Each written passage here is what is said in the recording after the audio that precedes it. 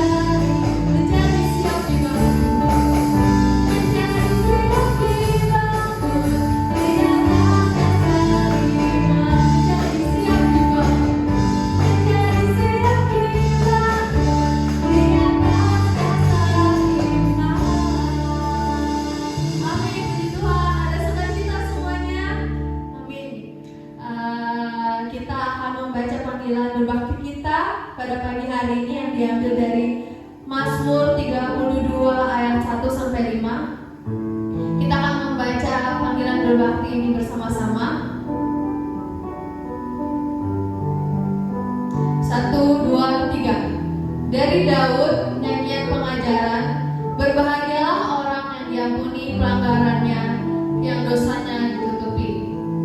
Berbahagialah manusia yang kesalahannya tidak diperhitungkan Tuhan dan yang tidak berjiwa penipu. Selama aku berdiam diri, tulang-tulangku menjadi lesu karena aku mengeluh sepanjang hari. Sebab siang malam tanganmu menekan aku dengan berat, sumsumku menjadi kering seperti oleh terimnya musim panas. Selah. Dosaku kuberitahukan kepadamu dan kesalahanku tidaklah kau kusembunyikan. Aku berkata, aku akan mengaku kepada Tuhan pelanggaran-pelanggaranku dan Engkau mengampuni kesalahan karena dosaku.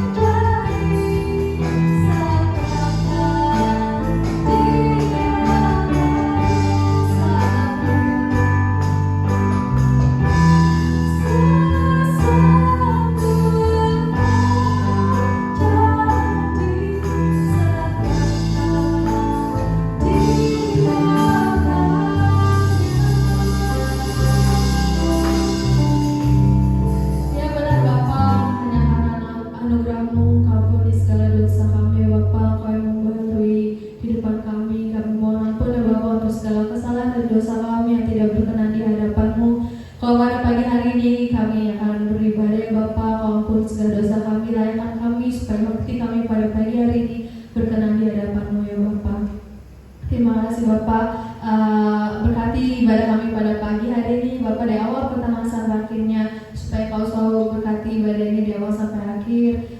Berkati juga untuk setiap petugas yang bertugas pada pagi hari ini ya Bapak. Khususnya berkati untuk Pendeta Dwi Kurniadi yang sebentar akan menyampaikan kebenaran firman Tuhan, untuk bungkusnya dan kuasa Roh Kudus-Mu ya Bapak, supaya apa yang dia sampaikan dapat menjadi berkat bagi kami dan dapat jadi rema dalam kehidupan kami. Terima kasih Bapak, kami serahkan ibadah ini ke dalam tangan-Mu, dalam nama Tuhan Yesus kami berdoa, haleluya, amin. Panggilan memberi kita diambil dari Roma 12 ayat 1 sampai 2.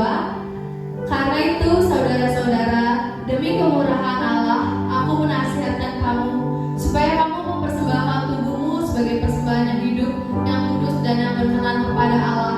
Itu adalah ibadahmu yang sejati. Janganlah kamu menjadi serupa dengan dunia ini, tetapi berubahlah oleh pembaharuan budimu, sehingga kamu dapat membedakan mana kehendak Allah, apa yang baik, yang berkenan kepada Allah dan yang sempurna. Kita akan memberikan persembahan dan persekutuan kita. Sambil kita memberikan persembahan kita akan angkat pujian Aku Diberkati.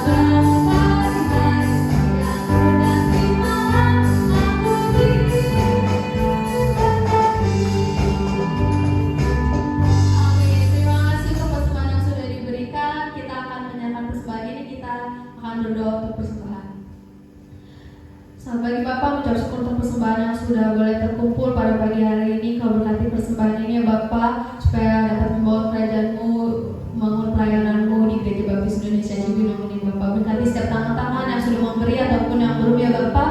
Kau selalu berkati jemaat-Mu di tempat ini, setiap pekerjaan dan usaha yang mereka lakukan, supaya Kau jadikan mereka berhasil dan beruntung. Terima kasih Bapak, dan nama Tuhan Yesus kami berdoa, haleluya, amin. Untuk menyerahkan persembahan kita akan menyanyikan nyanyian penyerahan berkati persembahan-Ku.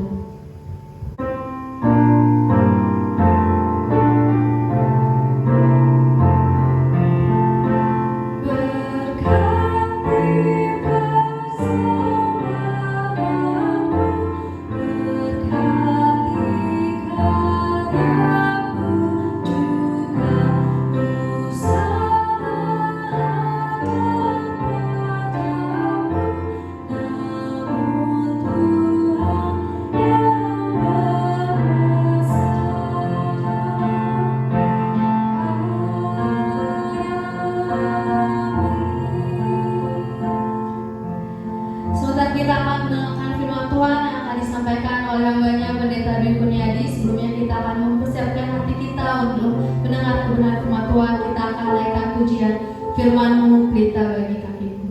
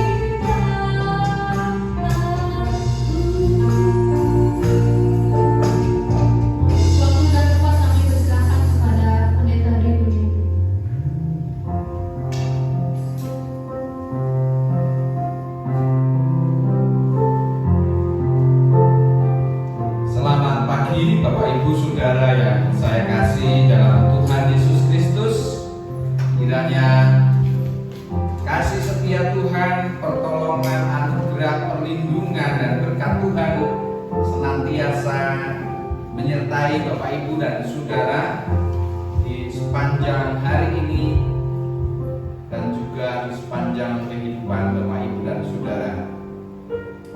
Bapak Ibu dan Saudara yang saya kasihi, mari kita menyiapkan diri, kita datang kepada Tuhan untuk mohon pimpinan pertolongannya sehingga kita boleh merenungkan sabda kebenaran firman Tuhan yang akan membawa kita kepada kehidupan yang semakin hari semakin diperbarui oleh firman Tuhan. Mari kita tunduk kepala dan berdoa.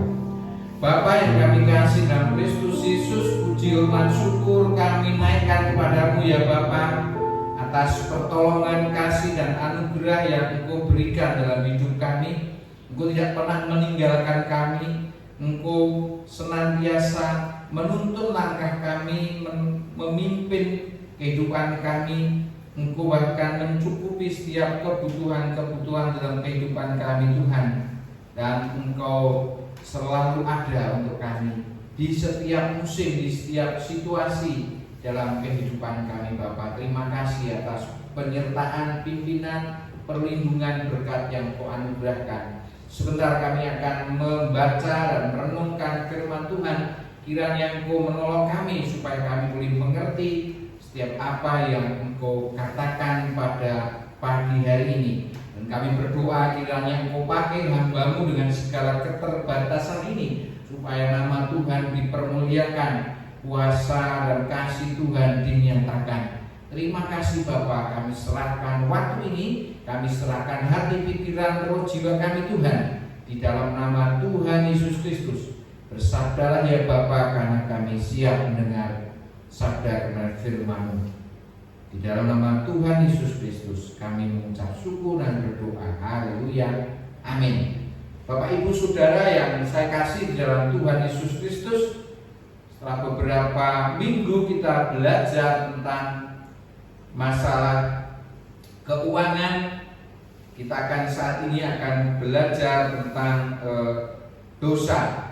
Karena kita kemarin belajar bahwa salah satu hal yang menjadi sikap yang salah di dalam menggunakan atau di dalam menyikapi uang yaitu cinta akan uang. Cinta akan uang adalah akar dari kejahatan atau akar dari dosa. Sekarang kita akan belajar apakah dosa itu dan apa akibatnya. Kita akan membuka di dalam kitab Kejadian pasal yang ketiga ayat 1 sampai dengan ayat 24. Bapak Ibu dan Saudara, ayat-ayat firman Tuhan ini demikian. Adapun ular ialah yang paling cerdik dari segala binatang di darat yang dijadikan oleh Tuhan Allah. Ular itu berkata kepada perempuan itu, tentulah Allah berfirman, semua pohon dalam taman ini jangan kamu makan buahnya, bukan?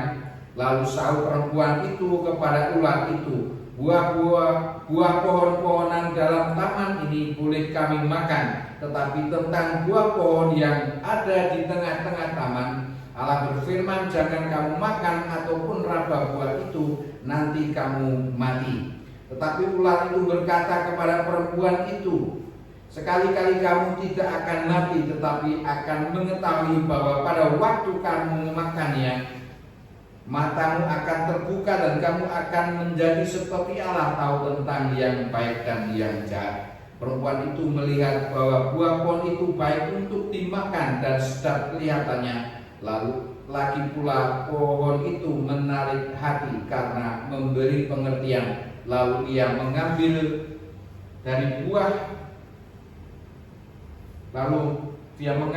buahnya dan memakannya dan memberikannya juga kepada suaminya yang bersama-sama dengan dia, dan suaminya pun memakannya. Maka terbukalah mata mereka berdua dan mereka tahu bahwa mereka telanjang. Lalu mereka menyemat daun pohon ara dan membuat cawat. Ketika mereka mendengar bunyi langkah Tuhan Allah yang berjalan-jalan dalam taman itu, pada waktu hari sejuk bersembunyilah manusia dan istrinya itu terhadap Tuhan Allah di antara pohon-pohonan dalam taman. Tetapi Tuhan Allah memanggil manusia itu dan berfirman kepadanya, di manakah engkau? Ia menjawab, Ketika aku mendengar bahwa engkau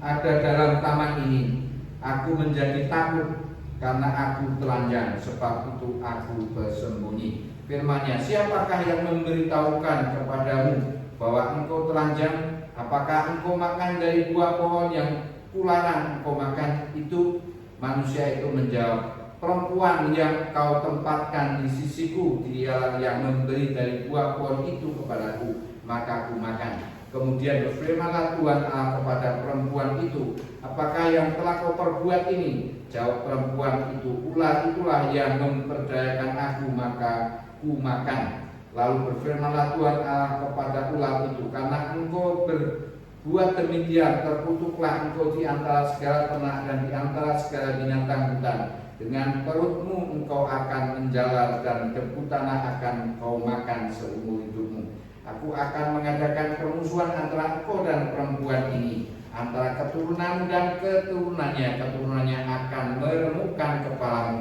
dan engkau akan meremukkan tumitnya. Berfirman-Nya kepada perempuan itu, susah payahmu waktu mengandung akan kubuat sangat banyak. Dengan kesakitan engkau akan melahirkan anakmu, namun engkau akan birahi kepada suamimu, dan ia akan berkuasa atasmu. Lalu firman-Nya kepada manusia itu, karena engkau mendengarkan perkataan istrimu dan memakan dari buah pohon yang telah kuperintahkan kepadamu, jangan makan daripadanya, maka terkutuklah tanah karena engkau. Dengan bersusah payah engkau akan mencari rezekimu dari tanah seumur hidupmu. Semak duri dan rumput duri yang akan dihasilkannya bagimu, dan tumbuh-tumbuhan di padang akan menjadi makananmu. Dengan berpeluh engkau akan mencari makananmu sampai engkau kembali lagi menjadi tanah, karena dari disitulah engkau diambil, sebab engkau debu dan engkau akan kembali menjadi debu. Manusia itu memberi nama Hawa kepada istrinya, sebab ialah yang menjadi ibu semua yang hidup. Dan Tuhan Allah membuat pakaian dari kulit binatang untuk manusia dan untuk istrinya itu, lalu mengenakannya kepada mereka. Berfirmanlah Tuhan Allah, sesungguhnya manusia itu telah menjadi seperti salah satu dari kita, tahu tentang yang baik dan yang jahat. Maka sekarang janganlah sampai ia mengulurkan tangannya dan mengambil pula dari buah pohon kehidupan itu dan memakannya, sehingga ia hidup untuk selama-lamanya. Lalu Tuhan Allah mengusir dia dari taman Eden, supaya ia mengusahakan tanah dari mana ia diambil. Ia menghalau manusia itu, dan ia menghalau manusia itu, dan di sebelah timur taman Eden ditempatkan nyala beberapa keruk dengan pedang yang bernyala-nyala dan menyambar-nyambar untuk menjaga jalan ke pohon kehidupan. Bapak, Ibu, dan Saudara yang saya kasih di dalam Tuhan Yesus Kristus, sungguh luar biasa apa yang dilakukan manusia ketika mereka melawan Allah, mereka memberontak, mereka tidak taat kepada Allah. Nah, ada sebuah bahaya yang merupakan hal yang lebih berbahaya daripada bahaya itu adalah bahwa orang tidak mengetahui akan adanya bahaya, tidak menyadari akan adanya bahaya. Itu merupakan bahaya yang lebih besar, yang lebih berat, yang lebih serius dari bahaya itu sendiri. Demikian juga Bapak, Ibu, dan Saudara, kebodohan dan kesalahpengertian mengenai dosa adalah sebuah bahaya yang lebih besar dari dosa itu sendiri. Ketidakpedulian, kebodohan, kesalahpengertian mengenai dosa itu sangat berbahaya dan sangat melebihi bahaya dari dosa itu. Bapak, Ibu, Saudara yang saya kasih dalam Tuhan Yesus Kristus, ketika Tuhan Yesus datang ke tengah-tengah dunia ini dan berkata kepada para pendengarnya, Dia berkata, aku datang bukan untuk memanggil yang benar, tetapi yang berdosa untuk bertobat. Aku datang untuk orang-orang berdosa. Aku datang bukan untuk orang benar. Ini bukan berarti bahwa ada dua golongan manusia, yaitu manusia yang benar dan manusia yang berdosa. Tidak seperti itu, karena semua orang telah berbuat dosa dan telah kehilangan kemuliaan Allah. Itu hanya sebuah sindiran, itu hanya sebuah ironi bahwa ada orang-orang yang menganggap dirinya bukan orang berdosa, tapi ada orang yang menganggap dirinya adalah orang yang paling berdosa, orang yang penuh dengan dosa. Sementara ada orang lain yang menganggap dirinya, oh, aku tidak berdosa, aku lebih baik daripada orang lain. Dan Tuhan Yesus datang pada orang-orang yang merasa dirinya berdosa. Jadi sebenarnya pada hakikatnya semua orang berdosa. Alkitab mengajar dengan jelas bahwa dosa adalah fakta yang dibukakan oleh Allah yang benar kepada manusia yang berdosa. Bapak Ibu Saudara yang saya kasihi, karena manusia seringkali merasa bahwa dirinya tidak berdosa, maka Allah memberikan satu hukum ketetapan kepada manusia. Itu hukum Taurat, supaya dilakukan oleh manusia. Dan pada akhirnya diketahui bahwa manusia tidak dapat melakukan hukum Taurat itu, dan dari hukum itu diharapkan manusia menyadari bahwa manusia tidak dapat memegahkan diri, bahwa manusia membutuhkan pertolongan Tuhan. Bapak Ibu Saudara yang saya kasih, dosa telah merusak segala aspek kehidupan manusia, termasuk pengertian tentang keberdosaan. Sehingga manusia banyak melakukan segala sesuatu dalam kehidupannya dan merasa baik-baik saja, merasa aman-aman saja, merasa tidak melakukan kesalahan. Padahal banyak hal yang sudah dilakukan yang merupakan hal-hal yang bertentangan dengan kehendak Allah atau dosa. Jadi dosa juga telah merusak pada aspek pengertian manusia. Itulah alasan mengapa Alkitab terus-menerus mengajarkan bahwa satu-satunya jalan untuk menjadi sadar mengenai dosa manusia adalah melalui iluminasi Roh Kudus. Mengenai iluminasi Roh Kudus, penerangan dari Roh Kudus, pencerahan dari Roh Kudus, sehingga manusia menyadari, menginsafi akan dosanya dan membutuhkan akan penyelamatan dari Tuhan.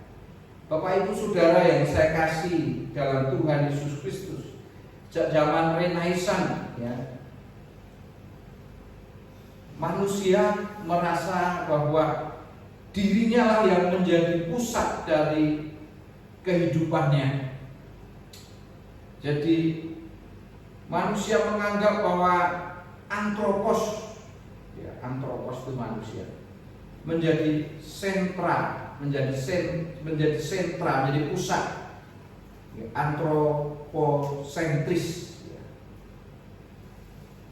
Jadi segala sesuatu berpusat pada manusia, segala sesuatu ditujukan kepada manusia, dan segala sesuatu adalah untuk manusia dan berawal dari manusia.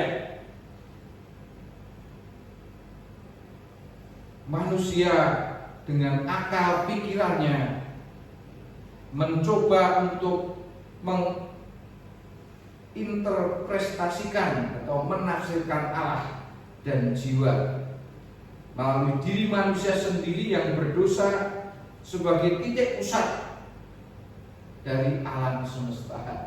Jadi manusia sendiri dengan kekuatannya, akal pikirannya, dengan logikanya, dia menginterpretasikan atau menafsirkan tentang Allah dan jiwa. Dengan keberdosaan mereka mengandalkan rasio sebagai alat mutlak untuk menentukan kebenaran dan menganggap bahwa natur sebagai tujuan akhir dari hasil yang dicapai untuk memecahkan semua problema dari kehidupan manusia. Bapak, Ibu, dan Saudara, yang penting kalau sudah alamiah, yang penting kalau sudah dengan naturnya, it's okay ya. Jadi manusia memegang kendali atas sebuah kebenaran. Kalau dianggap dengan rasio akalnya yang sebenarnya sudah jatuh dalam dosa, akalnya yang memiliki keterbatasan karena jatuh dalam dosa, memiliki aspek pengertian yang salah karena dosa, tetapi dengan akalnya yang sudah jatuh itu, manusia menentukan mana yang benar, mana yang tidak benar. Dan pada akhirnya Bapak, Ibu, dan Saudara, manusia dalam lingkungan yang padat dengan jiwa-jiwa yang ada di sekitar kita, kita banyak melihat jiwa-jiwa yang kosong, sementara dipenuhi oleh materi, tapi jiwanya kosong. Makmur secara materi, tetapi secara rohani, secara spiritualitas kosong, secara jiwani kosong. Penuh dengan kekhawatiran akan adanya peperangan, akan adanya berbagai pertikaian, sementara terus berbicara tentang perdamaian tidak pernah berhenti. Tersedia alat kehidupan yang semakin canggih, tetapi seiring dengan tersedianya berbagai alat kehidupan yang canggih, banyak juga orang yang mengakhiri hidupnya dengan bunuh diri.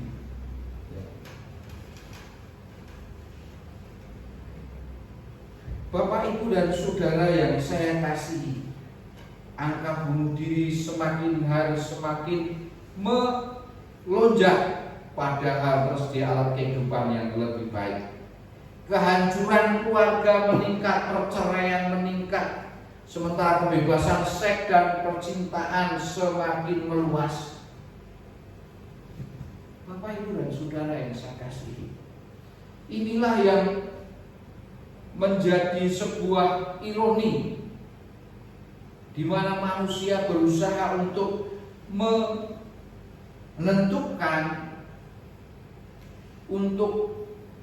menentukan standar kebenaran sesuai dengan akal logika, tetapi yang ditemui, Bapak, Ibu, dan Saudara, adalah permasalahan-permasalahan yang justru lebih rumit.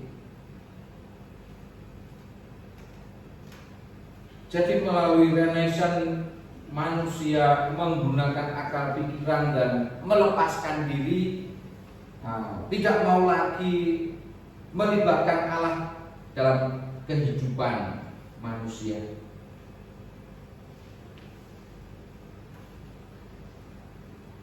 Bapak, Ibu, dan Saudara, itu berkenaan dengan banyak hal, berkenaan dengan etika, tetapi sebenarnya dosa lebih dari sekedar kegagalan secara etika. Sebenarnya apakah dosa itu? Kita akan belajar saat ini. Yang pertama, dosa adalah dari kata hamartia yang berarti manusia tidak mencapai target, tidak mencapai sasaran, tidak mencapai standar yang sudah ditetapkan oleh Allah. Allah menetapkan target standar sebagai tujuan dan arah hidup, tetapi manusia gagal untuk mencapai standar Allah. Karena kejatuhan manusia gagal mencapai standar yang ditetapkan Allah.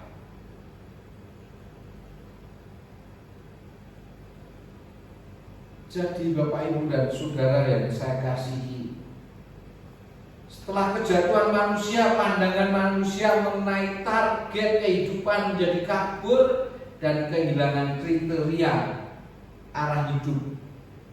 Kehilangan kriteria, kehilangan arah hidup. Seperti apa sih kehidupan manusia yang dimaksudkan oleh Allah, yang dikehendaki oleh Allah, yang ditargetkan oleh Allah? Itu kehidupan macam apa? Kehidupan macam apa yang Allah berkenan atas hidupnya, atas hidup itu? Inilah alasan Allah untuk mengutus anaknya Yesus Kristus untuk kembali menunjukkan standar hidup dan menjadikan Yesus Kristus sebagai kebenaran dan kesucian kita. Tujuan hidup manusia hanya dapat ditemukan kembali melalui contoh yang sempurna di dalam Kristus yang berinkarnasi, firman yang menjadi manusia. Bapak, Ibu, dan Saudara, jadi dosa adalah kegagalan manusia untuk memiliki hidup yang sesuai dengan target yang sudah ditetapkan oleh Allah. Jadi dosa adalah tidak mencapai target, dan Tuhan Allah memberikan Yesus Kristus supaya menjadi teladan bagi kehidupan manusia, supaya manusia memiliki kehidupan sesuai dengan target, sesuai dengan maksud, sesuai dengan tujuan Allah, yaitu kehidupan yang seperti Yesus Kristus jalani.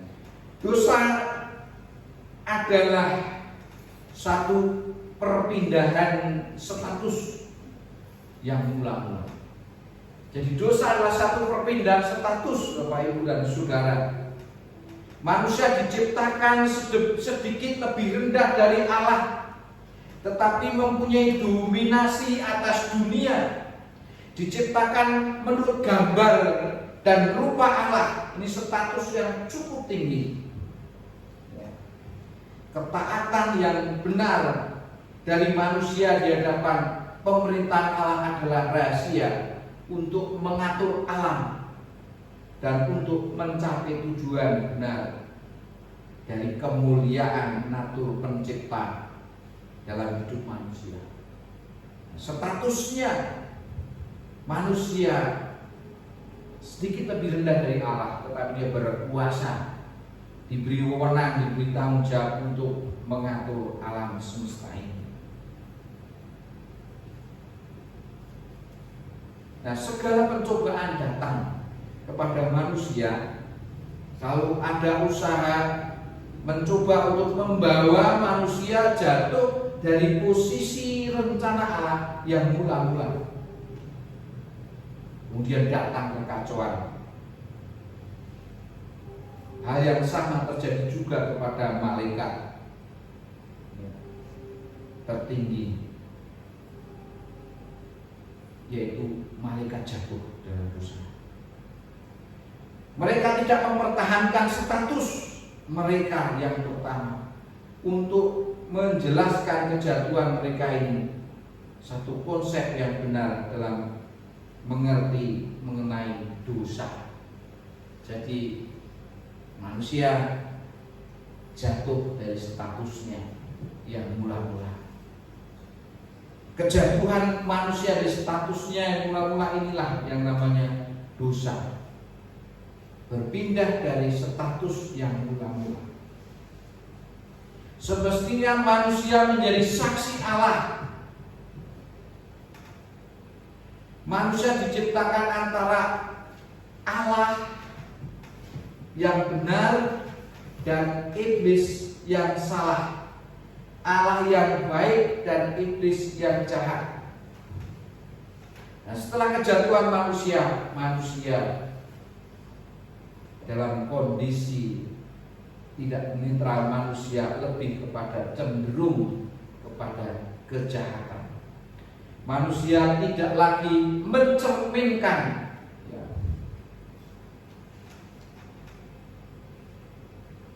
Allah sebagai pribadi yang berkuasa, sebagai pribadi yang diciptakan segambar dan serupa, tapi sudah jatuh dari posisinya, dari statusnya. Yang ketiga, dosa adalah penyalahgunaan kebebasan. Jadi manusia diberi kebebasan untuk memilih, makanya ada buah pohon pengetahuan yang baik dan yang jahat dan buah pohon kehidupan. Untuk memilih mengikuti kehendak Allah atau memilih mengikuti kemauan sendiri. Memilih berpusat kepada Allah atau berpusat pada diri sendiri. Ketika manusia dicobai oleh iblis, tadi kita sudah membaca dari Kejadian pasal 13 bahwa manusia lebih memilih kepada kepentingan diri sendiri, lebih berpusat pada diri sendiri daripada berpusat kepada Allah. Dia lebih memikirkan, oh buah itu baik, enak, sedap, kelihatannya lagi pula memberi pengetahuan. Dia memiliki keinginan untuk memakan buah itu. Dia lebih berpusat pada diri sendiri daripada berpusat kepada Allah. Yang menyalahgunakan kebebasan. Arti kebebasan mempunyai dua pilihan, hidup berpusat pada Allah atau hidup berpusat kepada diri sendiri. Ketika manusia menaklukkan kebebasan di bawah kebebasan Allah, itulah pengambilan kebebasan kepada pemilik kebebasan yang mula-mula. Jadi ketika manusia lebih memilih menaklukkan kebebasannya di bawah kebebasan Allah, itulah pengambilan kebebasan kepada pemilik kebebasan yang ulama. Inilah kebebasan yang benar.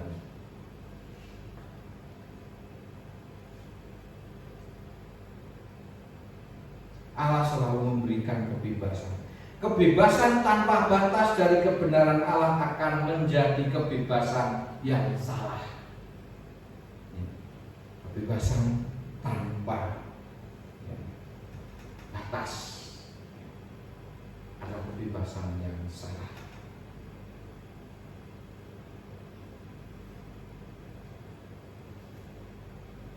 Bapak Ibu Saudara yang saya kasih dalam Tuhan Yesus, jadi inilah pengertian dosa yang ketiga, yaitu penyalahgunaan kebebasan. Dosa adalah kuasa yang menghancurkan. Ini pengertian yang ketiga. Keempat, Rasul Paulus mempersonifikasikan dosa sebagai kuasa yang memerintah dan prinsip yang mengatur kehidupan orang berdosa. Jadi dosa itu dipersonifikasikan. Dosa itu seperti seorang pribadi atau seorang manusia yang memiliki kuasa untuk memerintah dalam aspek kehidupan manusia. Dosa juga merusak semua aspek kehidupan pada satu tingkatan, di mana tidak ada satu aspek kehidupan pun yang tidak kena distorsi atau polusi atau tercemar oleh dosa. Jadi semua aspek kehidupan manusia sudah dicemari oleh dosa. Dan dosa mengikat, dosa menguasai, dosa membelenggu manusia, sehingga manusia tidak bisa berbuat apa-apa. Dosa menghancurkan manusia. Dan akhirnya tujuan dari dosa adalah membuat manusia itu hancur, mati. Tujuan utama dari kuasa penghancuran ini adalah untuk menyebabkan manusia menghancurkan diri sendiri atau membunuh diri sendiri. Ngeri. Dosa begitu luar biasa, berkuasa.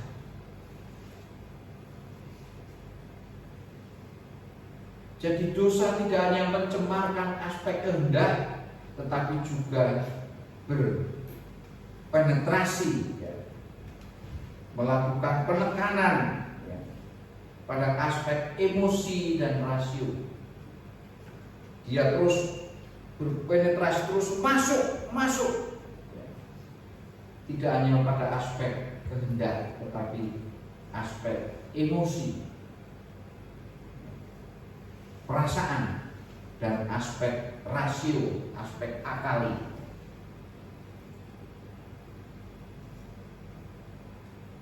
Nah, dosa sedemikian rupa menghancurkan, membunuh manusia itu sendiri.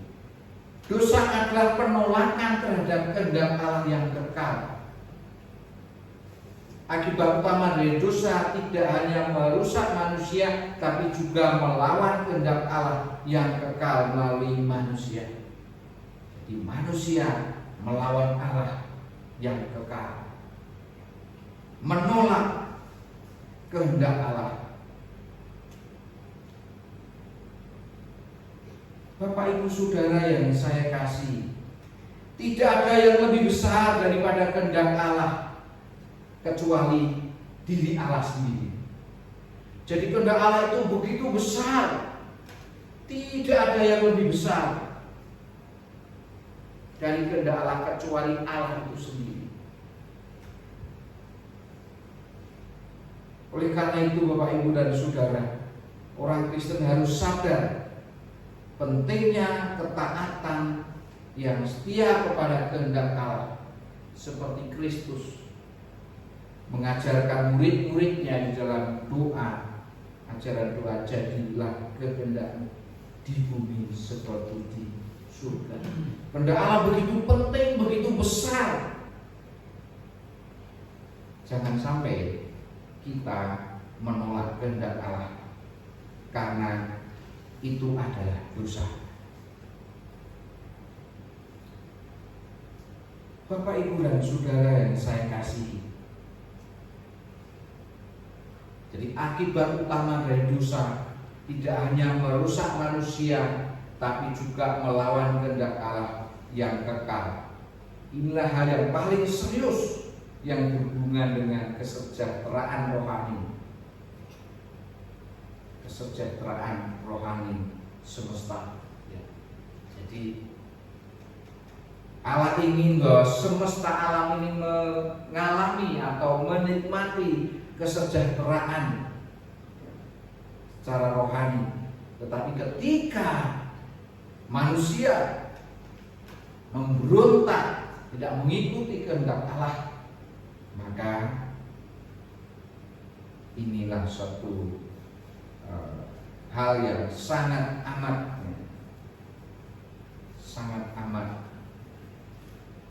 disayangkan, karena melawan kehendak Allah berarti sebuah perlawanan yang cukup besar, karena kehendak Allah adalah hal yang terbesar selain pada Allah sendiri. Bapak, Ibu, Saudara yang saya kasihi, itulah dosa. Dosa sedemikian merusak. Dosa berarti melawan kehendak Allah. Dosa berarti menyalahgunakan kebebasan. Dosa berarti tidak tepat sasaran. Dan akibat dosa, Bapak, Ibu, dan Saudara, manusia mengalami gangguan, mengalami masalah di dalam hubungan, di dalam berelasi dengan banyak pihak. Berelasi terhadap dirinya sendiri, berelasi terhadap orang lain, berelasi terhadap alam semesta, berelasi terhadap Allah. Relasi-relasi itu mengalami gangguan, mengalami masalah. Kita sudah membaca tadi, Bapak, Ibu, dan Saudara, bahwa manusia mengalami masalah di dalam relasi karena dosa. Dosa menghancurkan hubungan-hubungan baik, baik secara pribadi maupun semesta, termasuk hubungannya dengan Allah, dengan manusia lain.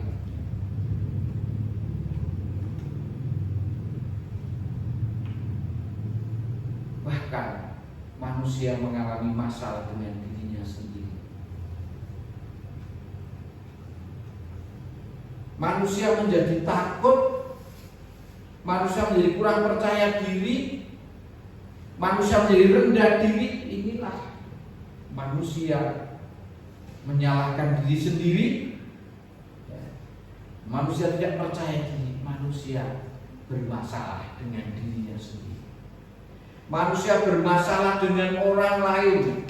Untuk menutupi kesalahan dirinya, manusia menyalahkan orang lain. Ada menyalahkan istrinya, ada menyalahkan Allah.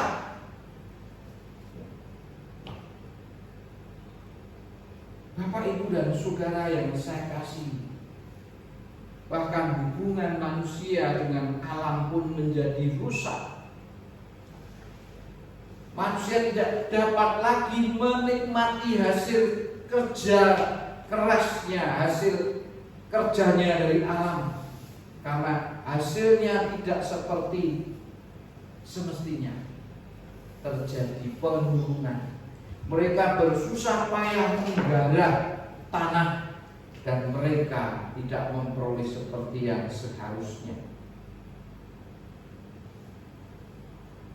Ada hubungan yang kurang baik antara sikular yang mewakili makhluk hidup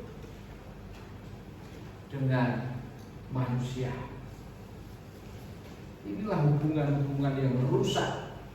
Alam tidak lagi bersahabat dengan manusia. Demikian juga Allah. Manusia mengalami hubungan yang rusak dengan Allah.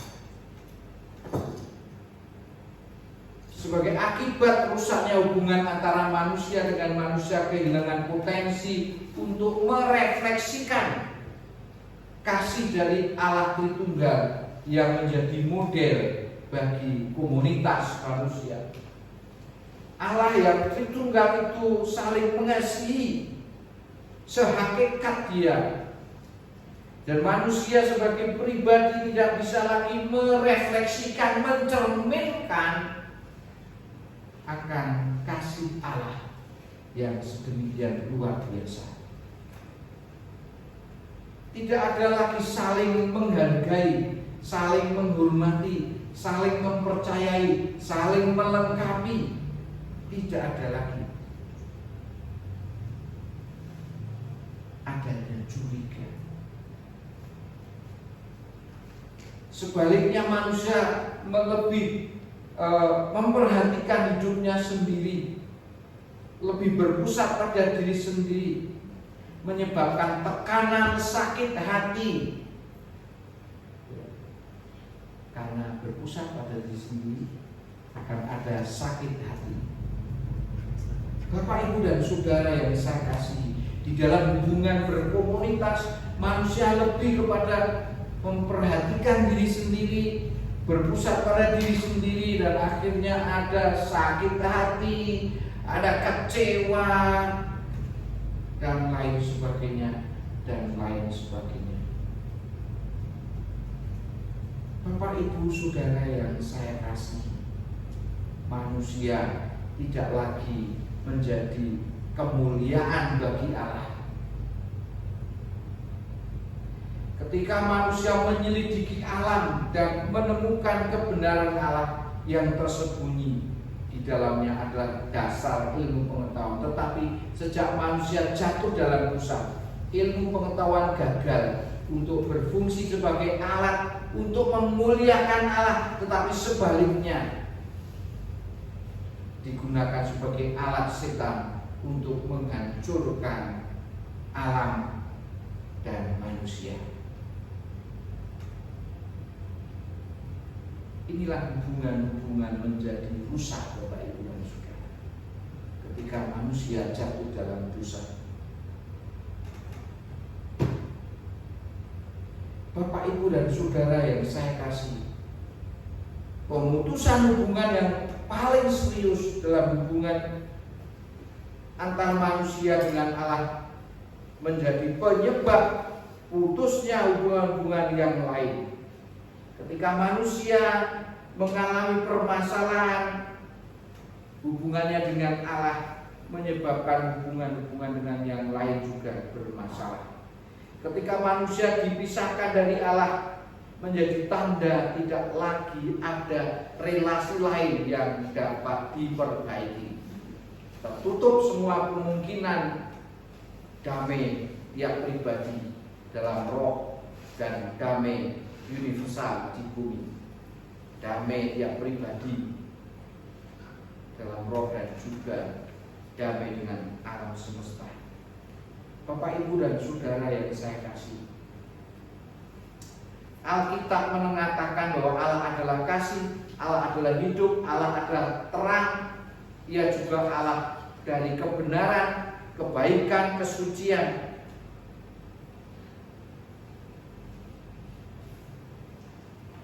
Apa model lingkungan yang kita miliki jika kita terpisah dari Allah yang sedemikian luar biasa?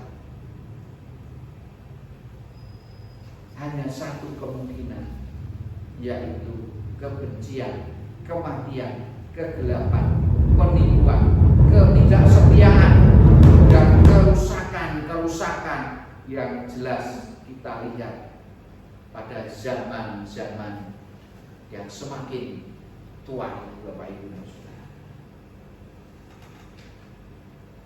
Jadi Bapak, Ibu, dan Saudara, dengan adanya manusia jatuh dalam dosa, adanya gap, adanya jurang, adanya pemisah yang besar antara mandat kebudayaan, mandat kultural, bahwa manusia terpisah dengan dirinya, terpisah dengan orang lain, terpisah dengan alam semesta, terpisah dengan alam, dengan Allah.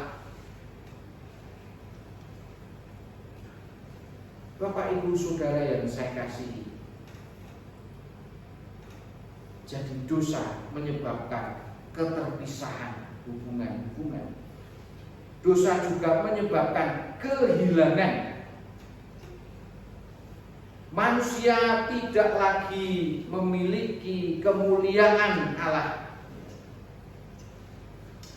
Alkitab dengan jelas menerangkan bahwa keterpisah dari Allah jelas memimpin kepada keberadaan orang berdosa ke dalam status kehilangan, terhilang dari dukungan dan hadirat Allah, sehingga semua orang setelah berbuat dosa dan kehilangan kemuliaan Allah.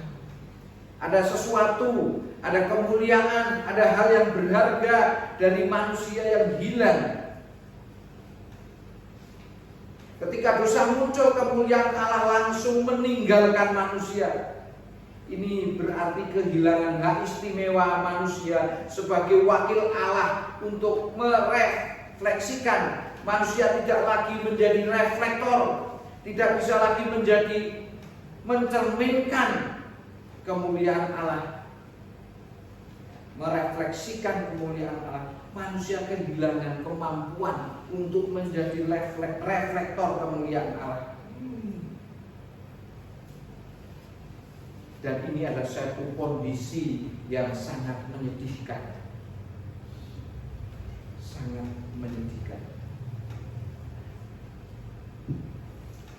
Bapak, Ibu, dan Saudara, manusia akan hidup tanpa hormat dan kemuliaan. Pendidikan akan menolak kebenaran. Hak-hak manusia tidak mempunyai kebaikan. Pengetahuan tanpa hikmat, pernikahan tanpa kasih, dan ilmu pengetahuan tanpa hati nurani, kebebasan tanpa kontrol, dan lain sebagainya. Itulah akibat dari kehilangan kemuliaan. Ada sesuatu yang mulia yang hilang dari diri manusia. Bapak Ibu Saudara yang saya kasih di dalam Tuhan Yesus Kristus, tidakkah ini sesuatu yang sangat memilukan?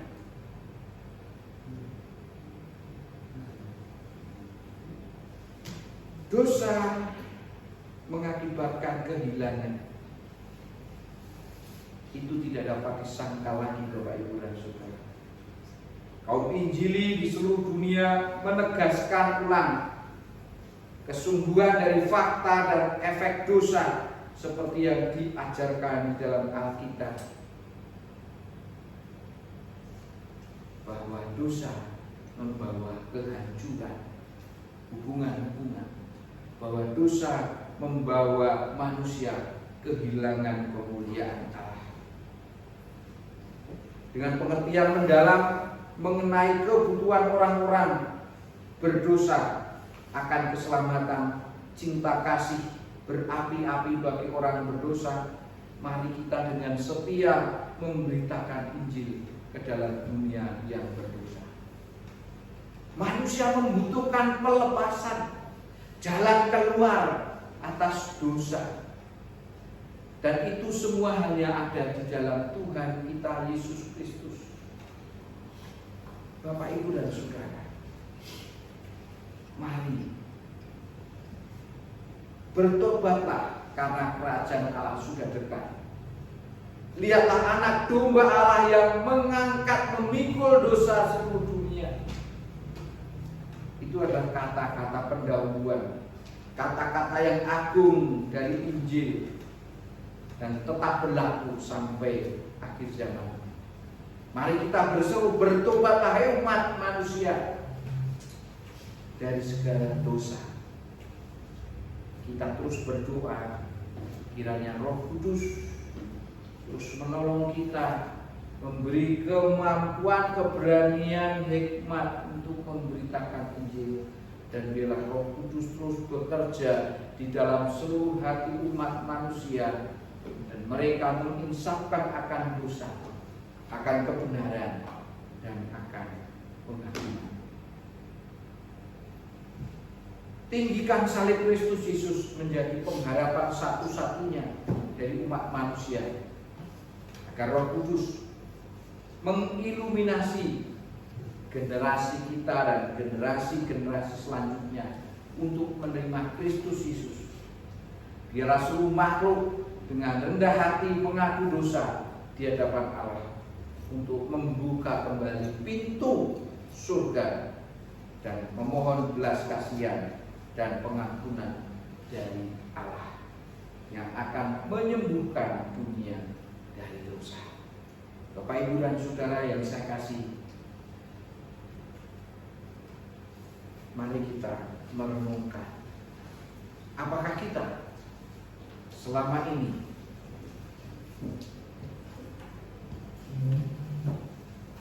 tidak tepat sasaran, tidak sesuai dengan target, tidak seperti yang Tuhan Allah kehendaki dalam kita menjalani hidup kita. Apakah kita, Bapak, Ibu, dan Saudara, menyalahgunakan kebebasan yang diberikan Allah di dalam hidup kita? Apakah kita di dalam hidup kita, Bapak, Ibu, dan Saudara,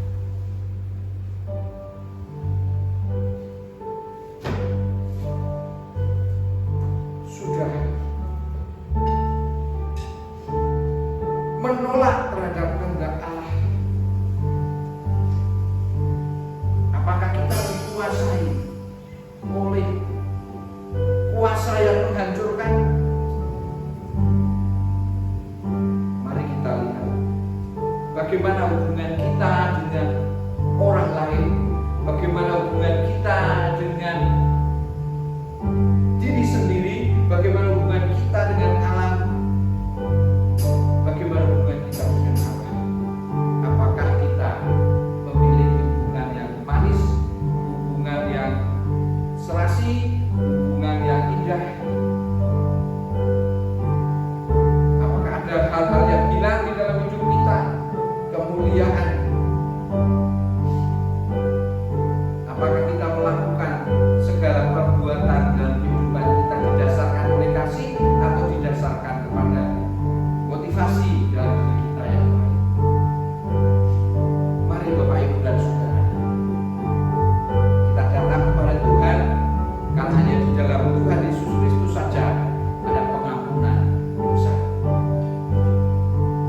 Ibu dan Saudara saya ajak untuk memuji Tuhan. Pada saat ini dosa hanya dapat ditebus hanya di dalam darah Yesus. Nyanyian hanya oleh darah Yesus Kristus.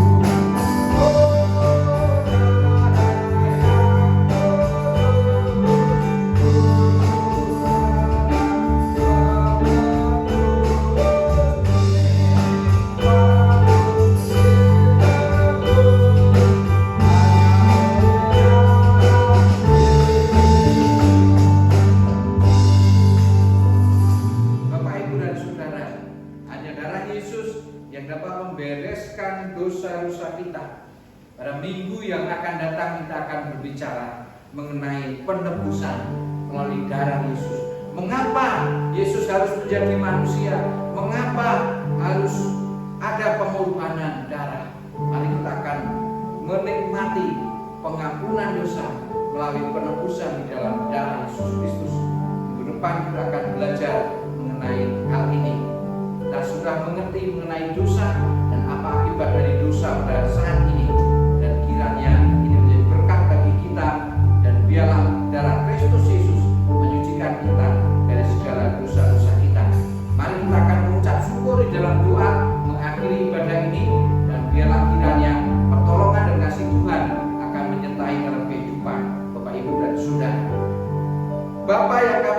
dalam Kristus Yesus Tuhan, pada pagi hari ini kami mengucap syukur kepadamu. Engkau sudah memimpin ibadah dari awal sampai akhir Tuhan, dan tiba di penghujung ibadah ini Bapa, kami mengucap syukur karena Engkau sudah mendengar setiap nyanyian, puji-pujian yang kami naikkan. Engkau menerima setiap korban syukur persembahan, baik melalui hidup kami maupun juga harta waktu yang kami berikan untuk Tuhan. Biarlah semuanya bagi hormat dan kemuliaan nama-Mu. Kami juga menaikkan doa-doa pergumulan kami. Kami mendengarkan sabda firman Tuhan. Kiranya semuanya ini menjadikan sukacita di dalam kehidupan kami. Bila kami pulang dengan rasa syukur karena sukacita yang daripada Tuhan, pertolongan kekuatan yang daripada Tuhan Yesus Kristus, penghiburan karunia pimpinan serta persekutuan Roh Kudus senantiasa menyertai di dalam kehidupan kami hari lepas hari. Terima kasih Bapak Ibu dan Saudara yang di dalam Tuhan Yesus Kristus. Silakan tengadahkan tangan Bapak Ibu dan Saudara dan terimalah berkat yang daripada Tuhan. Tuhan memberkati dan melindungi engkau. Tuhan menyinari engkau dengan wajah-Nya dan memberi engkau kasih karunia. Tuhan menghadapkan wajah-Nya kepadamu dan memberi engkau damai sejahtera. Bapa terima